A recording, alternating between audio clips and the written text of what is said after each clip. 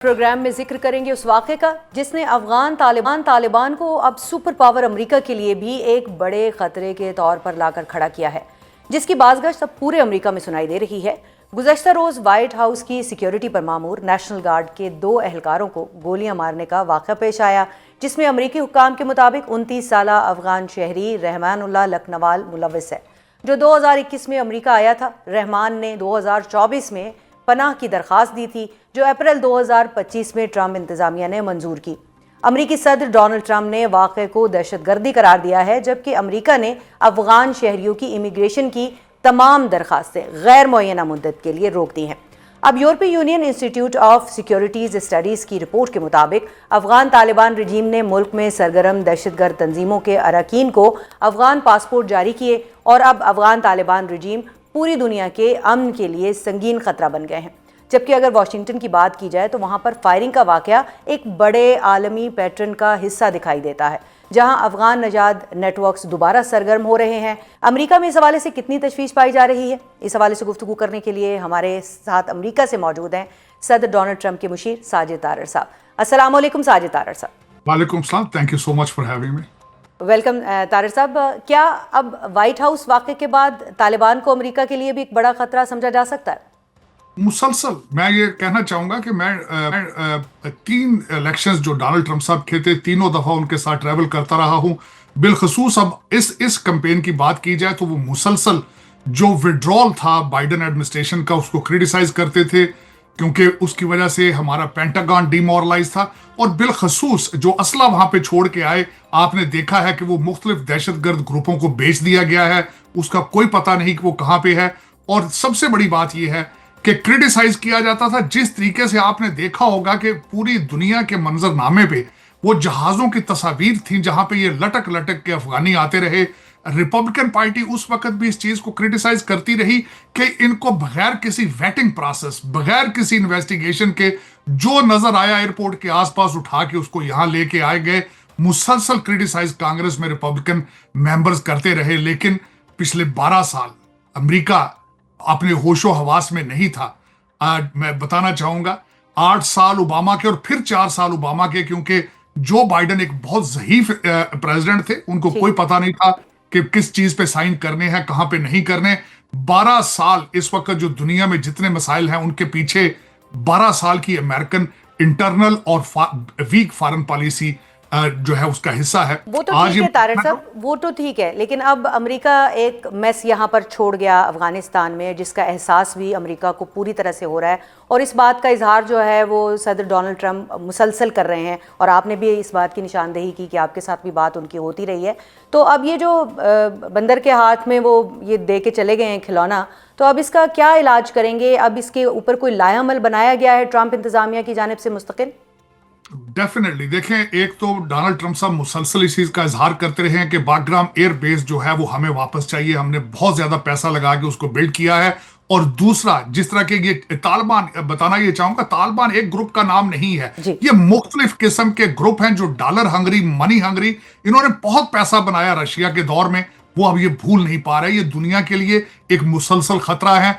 40 साल मुत्तकी साहब कराची में रहे, हमारे मुल्ला याकूब भाईजान जो है कराची में रहे, और आज आपको पता है किस तरीके से ये भारत के गीत गा रहे हैं। मैं ये बताना चाहूंगा कि ना सिर्फ ये अपने लिए खतरा है, पैसे बनाते हैं, दोहा, कतर, सऊदी अरेबिया में, टर्की में जायदादें बनाते हैं, और ये मुसलसल इस वक्त डोनाल्ड ट्रंप साहब मुसलसल इस चीज का के बारे में परेशान हैं कि वो असला जो है इन्होंने, बल्कि हुकूमत पूछ चुकी है कि आपने असला किन किन ग्रुपों को बेचा है, वो कहां है। तो दर हकीकत घेरा तंग होगा। घेरा तंग आपने देखा होगा किस तरीके से ये वबाले जान बन चुके हैं पाकिस्तान के लिए, किस तरीके से ये मुसलसल भारत की एक प्रॉक्सी वार लड़ रहे हैं। तो दर हकीकत अमेरिका पाकिस्तान एक न्यू पार्टनरशिप का आगाज हो चुका है, और बहुत जल्द आप देखेंगे कि इन लोगों को फिर दोबारा अफगानिस्तान से भागना पड़ेगा। लेकिन इस दफा ये कहां जाएंगे? ना ईरान लेगा, ना पाकिस्तान लेगा, ना दुनिया की और कोई जगह इनको लेगी। अब ये this is a very critical moment right now. Critical तो है मोमेंट, और हमसे ज़्यादा कौन समझ सकता है जो पाकिस्तानी है, जो मुसलसल ये फितनौल खारिज की जो कार्रवाइयाँ हैं उनका निशाना है, और जिस तरह से हमारे बच्चे और हमारे जो यहाँ पर जो आप देखें कि कोई इदारा महफूज नहीं है, कोई जो पाक फ़ौज के जो हमारे जवान हैं वो महफूज नहीं है। आप देख लें कैडेट कॉलेज वाना पे क्या हुआ है, अभी एफसी की जो हमारा हेडक्वार्टर है वहाँ पर क्या हुआ है, इस्लामाबाद के अंदर तक ये पहुँचे हैं। लेकिन हम मुसलसल सुन रहे हैं बगराम एयरबेस के हवाले से, तो क्या अमेरिका वापस बगराम एयरबेस का कंट्रोल लेने के बारे में सोच रहा है? एब्सोल्युटली, मैं समझता हूं कि उस अमेरिका की उस एयर बेस के ऊपर प्रेजेंस जो है इस रीजन को स्टेबलाइज करने के लिए इट इज वेरी इंपॉर्टेंट। आप देख रहे हैं किस तरीके से अभी चंद हफ्ते पहले अमेरिकन एम्बेसडर जो इस वक्त इस्लामाबाद में मौजूद हैं, उन्होंने मोहसिन नकवी साहब के साथ बैठ के अपनी सपोर्ट का इजहार किया। उन्होंने जो पाकिस्तान ने कुर्बानियां दी हैं दहशतगर्दी के खिलाफ उसको रिकग्नाइज किया। आपने देखा होगा कि डोनाल्ड ट्रंप एडमिनिस्ट्रेशन और हमारे फील्ड मार्शल साहब की जो अलायंस है इस वक्त मैं समझता हूं मिसाली है। आपकी मिलिट्री डिप्लोमेसी जो है काम कर रही है, और आप देखेंगे बड़ी जल्दी अफगानिस्तान जो है वो उनको पता चलेगा कि इट इज नॉट वो दिन गए जब खलील मियां फाख्ता उड़ाया करते थे। देखिए, यहाँ पर इस्लामाबाद में आपने नेटली बेकर साहिबा की जो मुलाकातें हैं उनका हवाला दिया है, लेकिन अगर हम वहाँ पर मौजूद जो अमरीकी इस्टेब्लिशमेंट है उसकी बात करें, अमरीकी हुकूमत की बात करें, तो क्या आने वाले दिनों में अफ़गान मुहाजिरीन के लिए और ख़ास तौर पर जो अमेरिका में बसने वाले अफ़गान हैं उनके लिए मुश्किलात में इजाफा देख रहे हैं हम?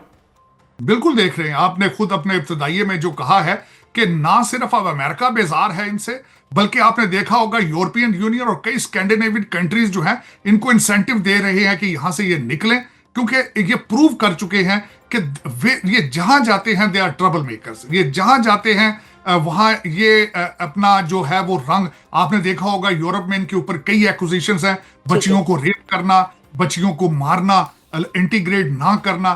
पाकिस्तान जहां 40 साल दूसरी तीसरी नस्ल इनकी ग्रो की है, इन्होंने उनके साथ वफा नहीं की, तो अल्टीमेटली आपका क्या ख्याल है अमेरिका इन सारी चीजों को देख नहीं चले हम वैसे तो वहाँ पर पेश आने वाला वाक़या बहुत अफसोसनाक है, लेकिन हम इस पर खुश हैं कि अब एटलीस्ट जो है वो अमेरिका भी उस सारे दर्द को और उस तकलीफ को समझ रहा है जो कि हम कई सालों से जो वो बर्दाश्त करें। आखिर में मुख्तसरन मुझे ये बताइएगा कि यहाँ बहुत हम गुफ्तगू सुन रहे हैं, बाज़कश सुन रहे हैं कि इस वक्त ताल्लुकात बेहतर हो रहे हैं जो ट्रंप इंतज़ामिया है उनके, और ख़ास तौर पे ख़ुद सदर डोनाल्ड ट्रंप के पाकिस्तान के साथ। तो क्या हम आने वाले कुछ दिनों में, कुछ महीनों में सदर डोनाल्ड ट्रंप का जो है वो पाकिस्तान का दौरा देख रहे हैं? आप साथ ट्रैवल करते रहे, कोई ऐसी गुफ्तगू हुई है?